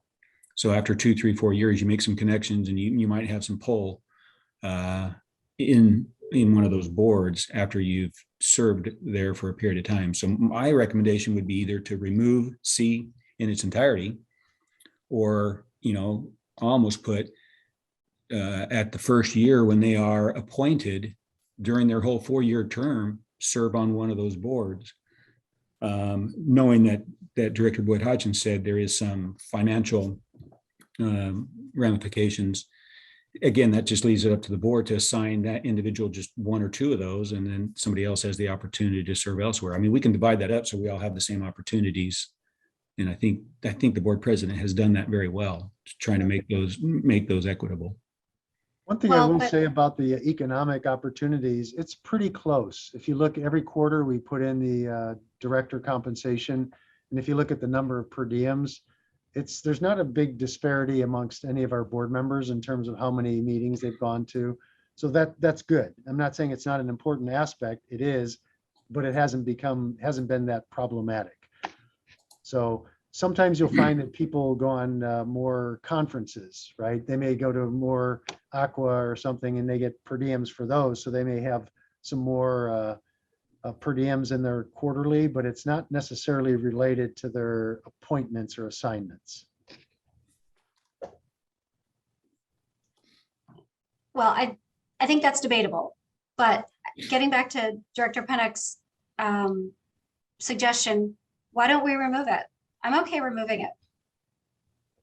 Okay. I mean, is there a benefit having it in there? I mean, I don't know. Yeah, I think it's better without, quite frankly, but then that's a trust issue, right? Everyone has to have a comfort level that if they're interested, that there's a mechanism that they can be considered. And I think there is, because the president makes a recommended slate, and then there's a discussion amongst the board members, right? So that's the opportunity for a board to generate support for their, candidacy, for lack of a better term, to be put on one of these boards. And a good example may be, hey, maybe a current longstanding board member says, I'm not going to run for reelection at Vallecitos. This is my last term. And they happen to represent us, let's say at EWA. Well, then maybe we need to say, well, then we got to get somebody in the pipeline to replace that person. But I don't think it needs to be documented in here. I think your recommendations are a good one, just to eliminate that, and we'll figure it out when the assignments are made. Okay. Okay, so we're removing, Yeah, we'll make a recommendation to remove. we'll make a section. recommendation to remove 1.9C. So I don't know the numbers off the top of my head, Director Boyd Hodgson, but if there was a thought by any of the board members that there's some economic disparity, would you want to put something in the ordinance that says all attempts shall be made so that each director is entitled to, I don't know how to say that. We don't want to make it seem like it's about the money, but there needs to be fairness too. Right, well, I think that, I think you can look at the quarterly reports and you can see the differences. That ties the hand of the president, because that means that the president has to try to appoint equitably, which, right now there's kind of just a behavioral deterrent. As I mentioned before, if we are all president, then it's a deterrent from someone, appointing in a way that is perceived to be inequitable. But, I think I'm okay with it as it is. We've had the conversation. So I'm okay with it as is. Okay, and I would point out that serving on a committee isn't the only way for per diems, right? Conferences, travels, training, those types of things too. And it's Sure. 10, you're limited to 10 a month. So the disparity Sure. can't be huge to begin with, but. Right. All right, so if we can, I'll move on to section 1.10. And this is just the adoption, a lot of just procedural things. I highlighted C for a reason. At the time of presentation to the board, the reading in full shall be deemed waived. I think that's fine. Some agencies, they actually read the entire ordinance, but normally we'll just say, we'll waive the reading and adopt the ordinance. But if the board's okay with that, or the committee's okay with that, we'll just leave that in there. This Unless, just means anytime a new ordinance is being considered, that someone has to read the whole thing aloud. unless it's deemed waived, and which is what ours says. The reading of the full ordinance is deemed waived unless otherwise requested by any member of the board. So if a board member says, hey, I'm not real comfortable, we just did this plastics ordinance or resolution, can somebody read the whole thing to me? maybe it's because they want to make sure the public's aware of it, whatever it is, whatever the reason is. But we don't typically read the whole thing. And this just says that's okay. It's deemed waived. It's in the board packet. Anybody can read it they want. We're just not going to read it because some of these get very extensive, very lengthy. So I think it's good that it says it's deemed waived, but it provides the opportunity if somebody wants to highlight an Mhm. issue. So I just wanted to point that out, that you won't hear the whole reading of a new ordinance. For And the example, maybe public, when we come back with the updated 216, we're not going to read the whole thing. We may highlight the changes and then ask for a vote. okay. And the public gets the same packet that we do, They right? do. Yep. The Okay. same packet you get is what's posted on the board, or on the website. So they can read the whole ordinance, the whole resolution, everything you see, they see. So there's no surprises. Okay, section 2, some of this kind of touches on what we were just talking about with compensation. This is authorized district memberships. We have a list. If an agency is on this list and they have a conference, a board member can go and they will. So we will be members. And in section 2.2, we'll talk about per diem compensation. So this is just the memberships we currently hold. And it does say at the bottom in this area here, the board may remove existing memberships or approve additional memberships and authorize attendance at meetings, events, or conferences by motion from time to time. So if you think one of these is a bad organization, you want to get rid of it, we can talk about it at the board. If there's an agency or organization you want to add to this, talk about it, agendize it, and the board will decide whether it gets added. The last sentence says the GM may approve district membership of and employee participation in other agencies. So that's more geared towards the staff side of things. But for board members, we look to that list that's up on top. And I think it's a decent list. Organizations come and go. And if we want to add something, we'll agendize it and see if the board wants to agree to add it or delete it. Okay, I'd like to revisit US Water Alliance Yeah, as and a that, potential add. yeah, my suggestion is maybe at our next meeting during the point at the end where it says items for future, say it then, it goes on the record, and then that'll be my direction to add it to the meeting after that. Okay, So per diem, this is what we were touching on before. Each director does get compensation of $200 per day, even if they attend multiple meetings. The second highlighted one is something we haven't done in quite some time. The board may consider an annual increase in the per diem equivalent. So what that means is, do you want to increase it over $200 per day? But the board has to, the board may consider, so that means it has to be agendized. Some agencies make it automatic, and I think EWA is one of those. And CENA, they increase it by the CPI every year. A board member doesn't have to ask and get a second, and it's because that gets a little awkward to nominate yourself for a raise. So if the board wanted to change how that's done, maybe clarify whether it's automatic or it has to be, requested. It's just a little quiet. It just says the board may consider, but it doesn't say how it would be considered. Right now, my impression is a board member would have to bring it up at the end of a board meeting and say, hey, I'd like us to talk about this at a future board meeting. And then it would get added to the agenda, and then we'd have the discussion. Another way to do that is to just change the ordinance to say it's automatic. And January 1 or July 1 of every year, it gets adjusted by the CPI, not to exceed 5%. So just for your consideration, the reason this becomes an issue is because sometimes elected officials are reluctant for whatever reason to bring this up. And then 20 years from now, it'll still be $200 a meeting or a day. And 200 seems reasonable today, but 20 years from now, it might not. And where in that intervening 20 years does somebody say, hey, we should really consider this? So if the committee has any thoughts on this, we can recommend it to the board. Otherwise, we'll just leave it the way it is. And I'll tell you, ever since I've been here, it tends to stay the same. It'll stay for long periods of time. Not that that's bad, just that's the consequence.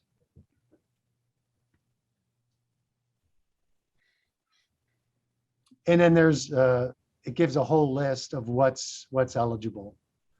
So obviously, the section A here, regular, adjourned, and special meetings, you get compensation for those, committee meetings, and a whole list.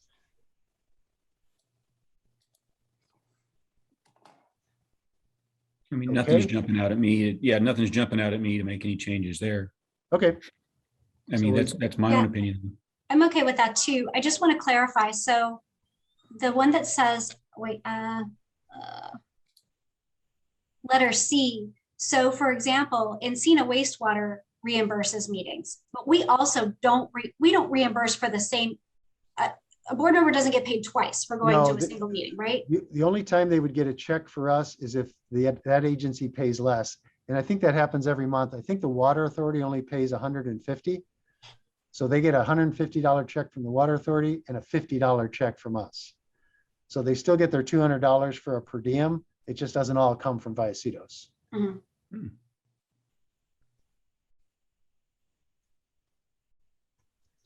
Yeah, Okay. I'm okay leaving everything like that is. It's, it's nice that if the, if the CPU goes up and 10 years from now, $200 is like $5. I don't know, but Yeah, I'm okay leaving it as is.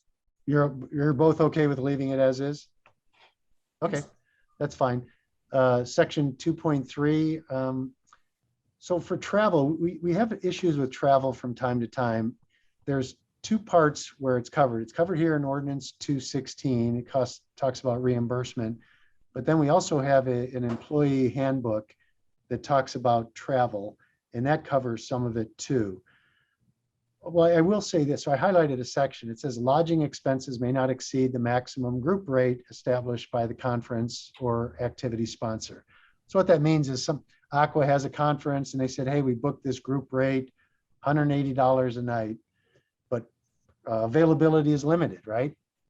So a director decides not to book early, drags his or her feet, and then all of a sudden they say, yeah, I do want to go to that Aqua conference, and they're sold out of the group rate, and now it's $350 a night, but they want to stay at the conference hotel.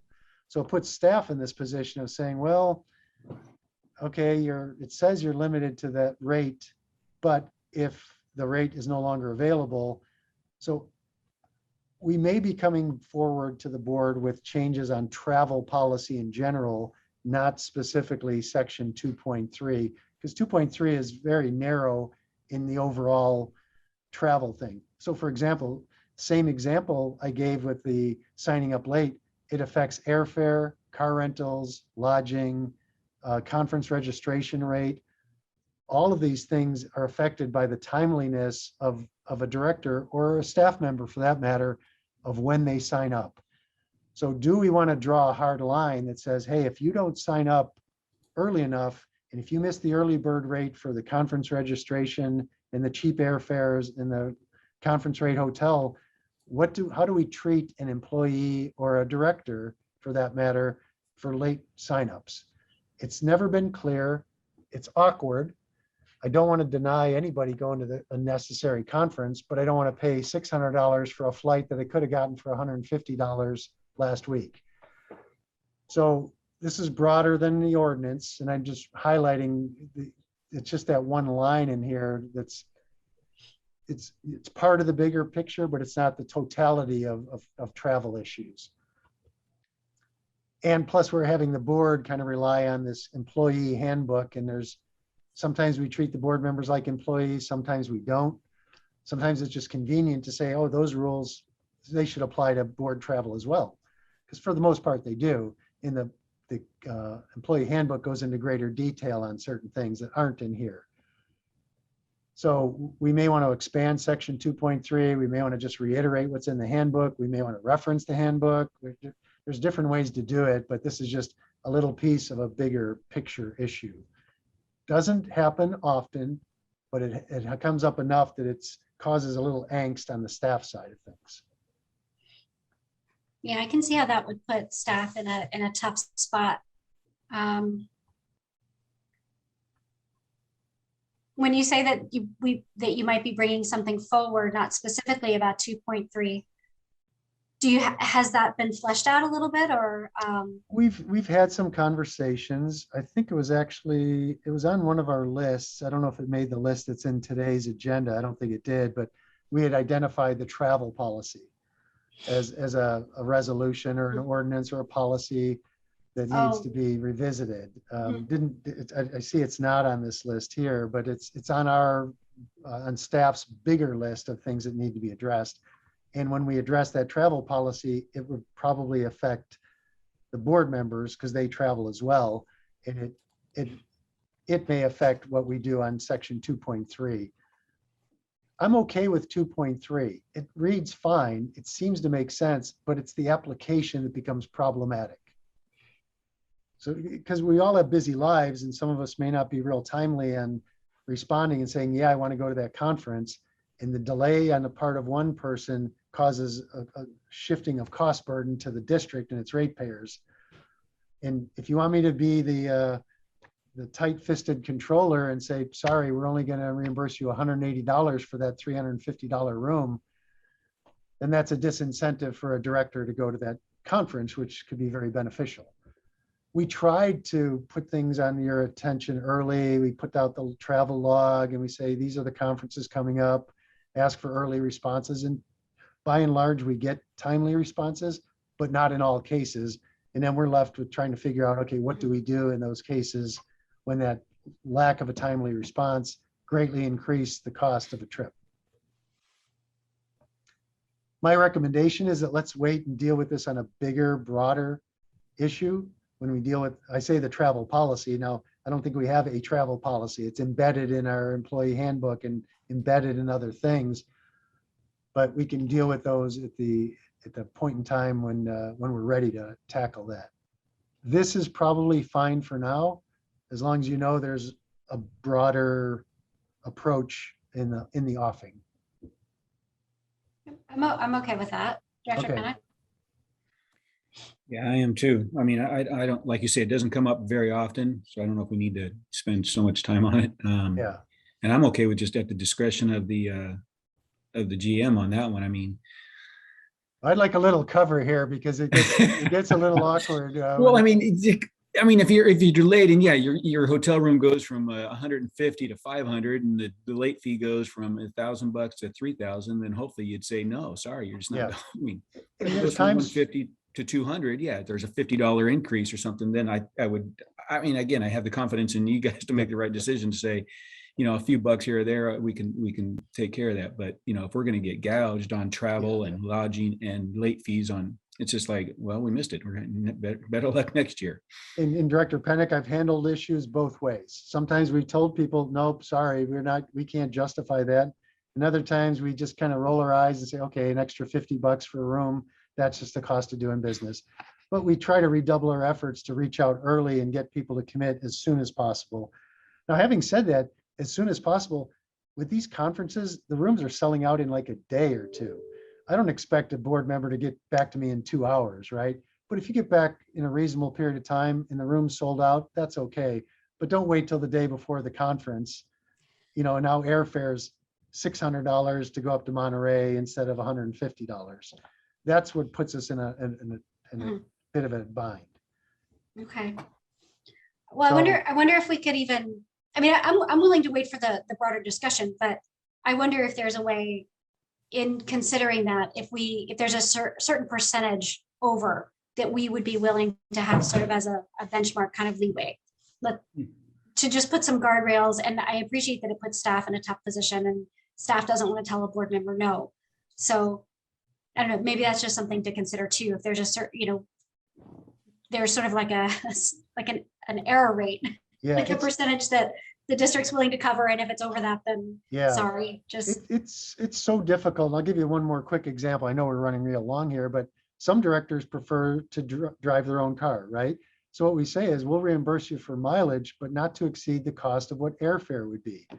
Well, Okay. I'm sure both of you have looked into airfare, and it depends. Did you check on Sunday or Monday or Tuesday? Because the airfare is constantly changing.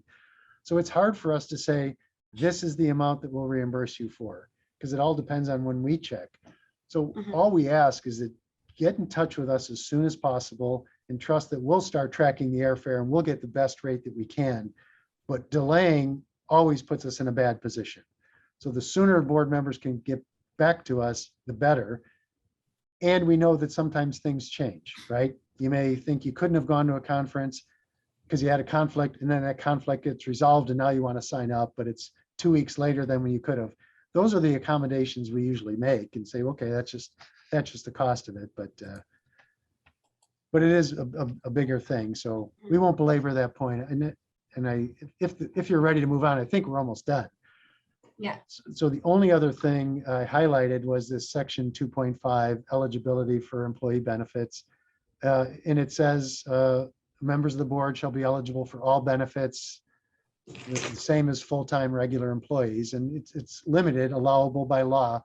And what this means is that you're all entitled to medical benefits, right? Dental, vision, medical, and that's a great thing.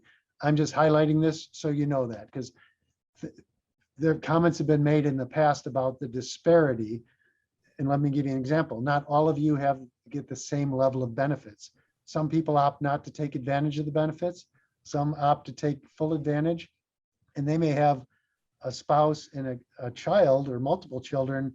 So they're getting more compensation than somebody who only has themselves.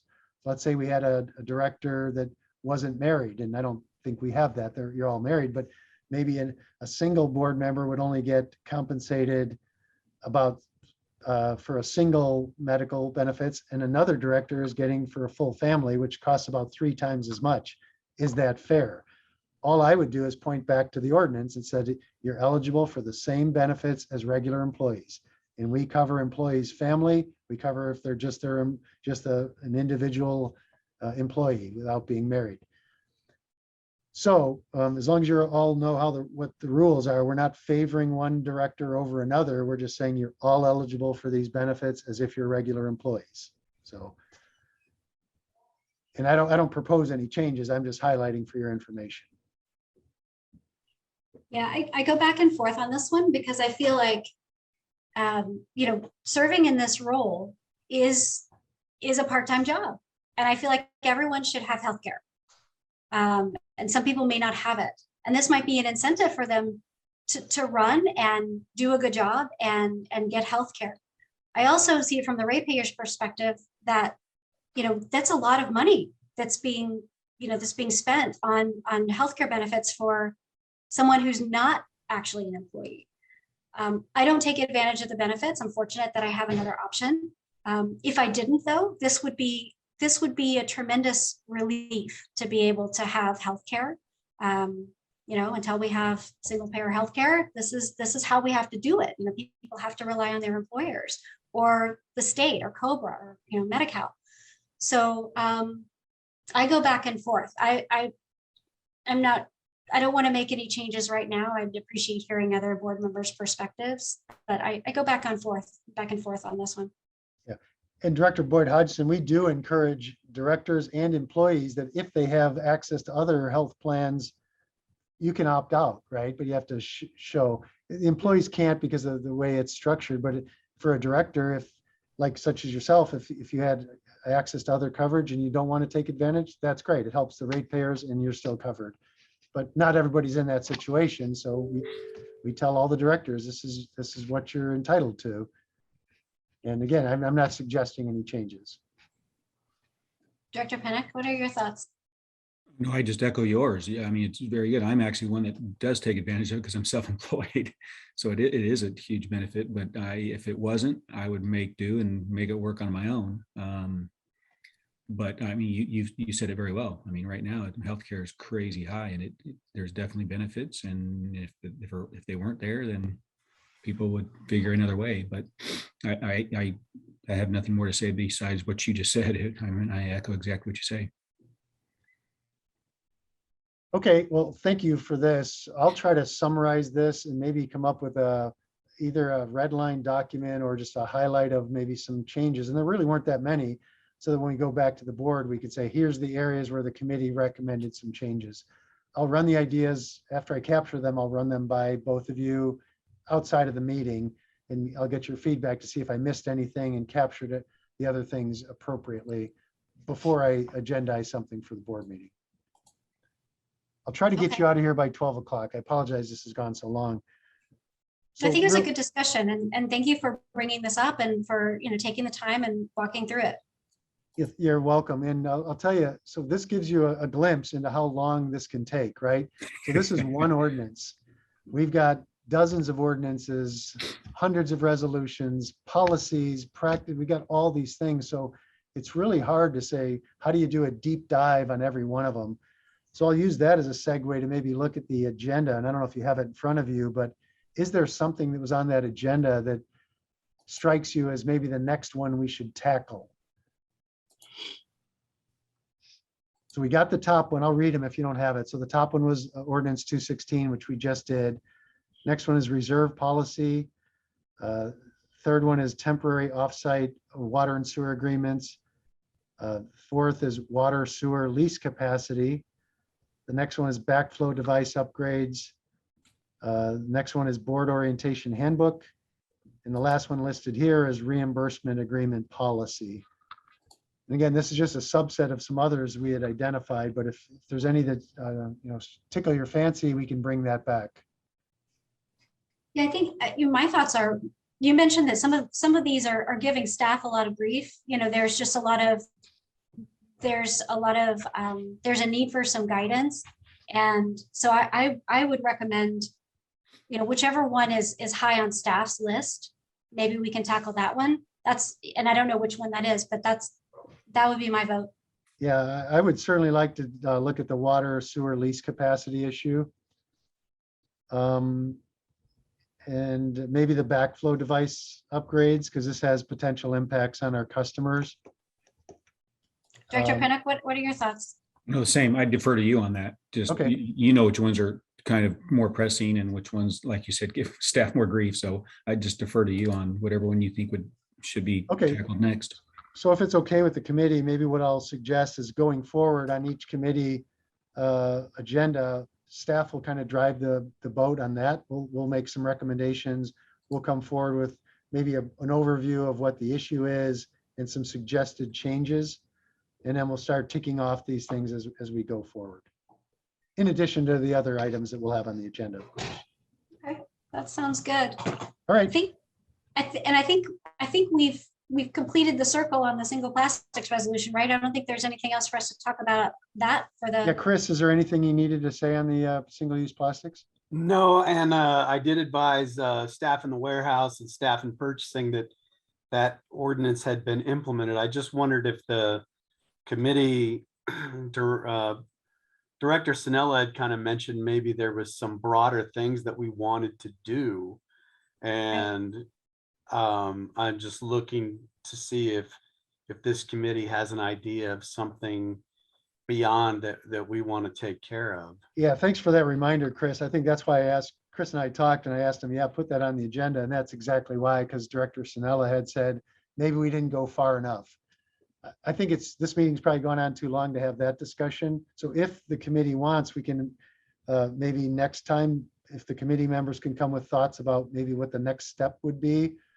Is there a Well, recommendation to go further? I think in the full board meeting, General Manager Perum, I think that you did a really good job of tying it back to the strategic plan. And I think that in particular, because Director Sinella brought it up, maybe he has some thoughts. And I welcome those thoughts. I appreciate that he said that. And I think that let's see how far we can go. I love that. This was sort of this was sort of an easing into the water. Yep. With this resolution being a supportive resolution. And I'm thrilled that there is appetite and political will on the board to take it further. So maybe we do that in the context of whenever we approach this in our strategic plan. I think that that'll be a very holistic discussion. Yep. So maybe instead of bringing it here, maybe bringing it to the full board in the context of the strategic discussion. I would vote for that because we can, Director Pennock and I can kick the ideas around. But if we have full buy-in from the board to do something, then it saves time in this committee and we can just do it in the context of the strategic plan too. And, staff can get credit for saying, oh, here's the progress we're making towards this strategic objective. So we can have it in that discussion. And I think we all wanted those discussions about the strategic imperatives that we're trying to accomplish to be full board discussions, Yeah. right?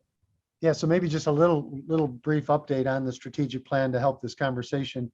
So on March 2nd, staff intends to come with the list of tactical plan initiatives that we're going to complete in the remainder of the current fiscal year, which would go through June 30th. And then sometime before June 30th, we'll be coming back to the board to see what tactical plan initiative ideas the board may have for next fiscal year's tactical plan initiatives. And that's when it folds in this conversation, right? So if Okay. Director Sinella had thoughts about what does going deeper mean, that would be his opportunity to throw a tactical plan initiative out there, rally some board support, and then we would put it into the fiscal year 23 tactical plan. Sounds good. Okay, good deal.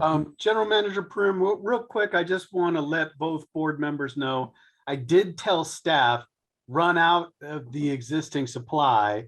Don't throw it in the trash. So if you still see plastic forks around here, we're just running it out. Understood. That's a very fiscally responsible thing to do, and that money's already been spent. Those resources have already been spent. So, yes, Yep. let's All right. at least use them before we recycle them. Agreed. All right, I think that's all staff has on that item. Okay, I think then we are at the end of our meeting. The next meeting date is March 7th. Thank you all for, Anne has her hand up. I'm just wondering if we're going to go forward with the first Monday of every month for a meeting. I'm okay with that. Is that, That's kind of what we talked about the last meeting. Because we moved the engineering committee, so now we don't have two committee meetings potentially on a Monday. So the only exceptions would be July 4th and September 5th, and the first meeting would go to the second Monday. I mean, the first Okay. Monday would go to the second. So I just wanted to, I think I sent this email out to you a while ago, and I just wanted to make sure that we're on schedule for, you want to stay with that schedule or? that sounds fine. Thank you. All right, thanks, Ann. Okay, I think that's the last item. So if there are no other comments, I think we are adjourned. Thank you, Thank you. everyone. Bye-bye. Thank you. Okay. Take care. Thanks, everyone. Thank you. Have a great week.